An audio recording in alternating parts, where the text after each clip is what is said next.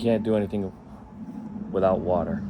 Okay, now this video is about how to bring your soil pH back to neutral, and neutral is about 7. Okay, and a lot of things grow around the pH at 6.5 to 7. I think even down to 4.5. And some plants like an acid, and if you want to make your soil acidic, you put sulfur in there. Now, and then if you want your soil to be a base and bring it into a base really quick, then you add wood ash, and I've got wood ash under that blue bucket right there. So you got an acid and a base, and a lot of plants like to be right around, 6.5.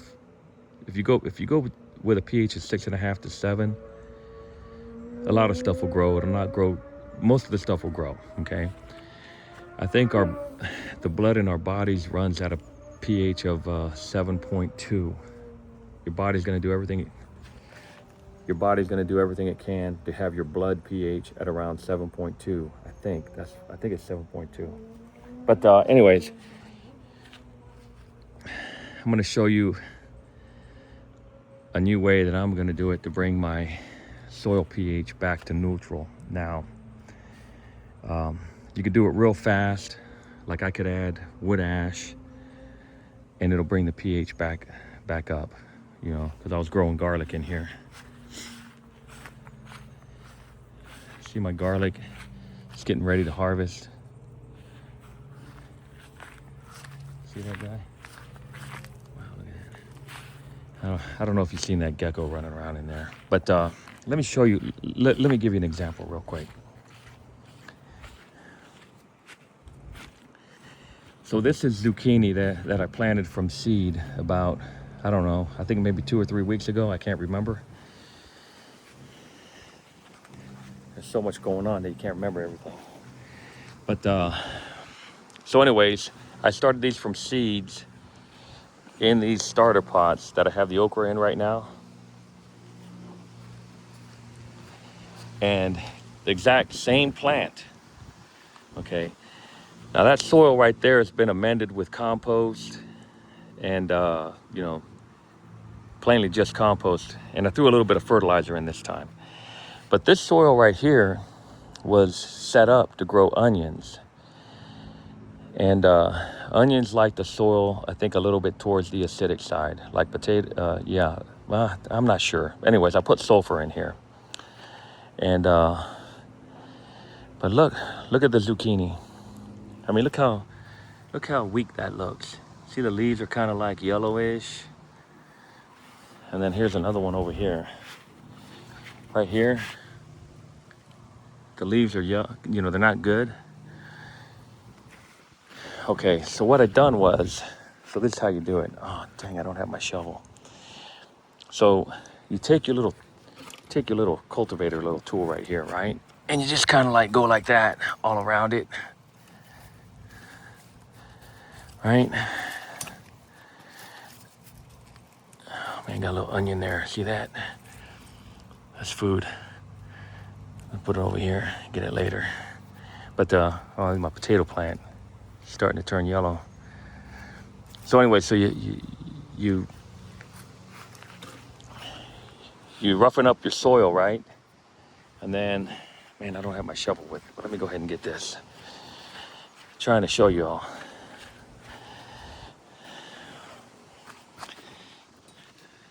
Notice I have my starter seeds underneath shade right here.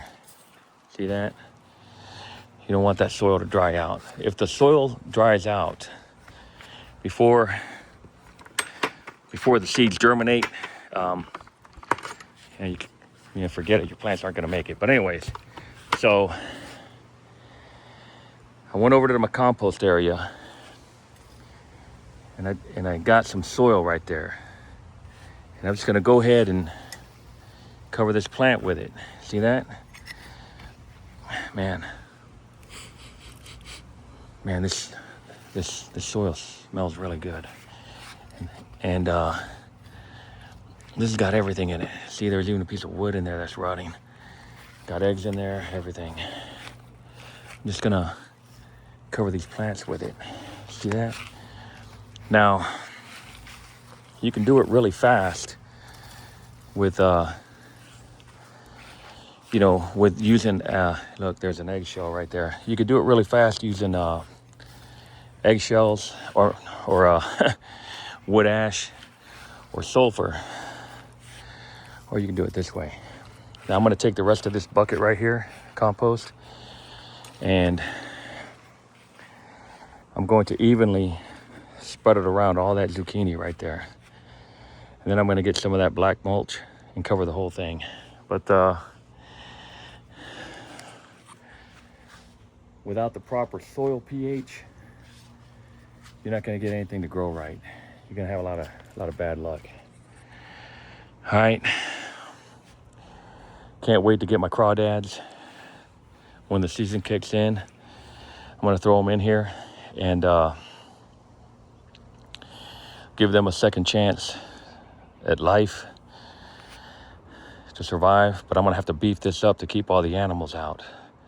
The birds could come in, but I'm going to have to beef this up to keep the animals out. And I'm going to go ahead and head into the land today.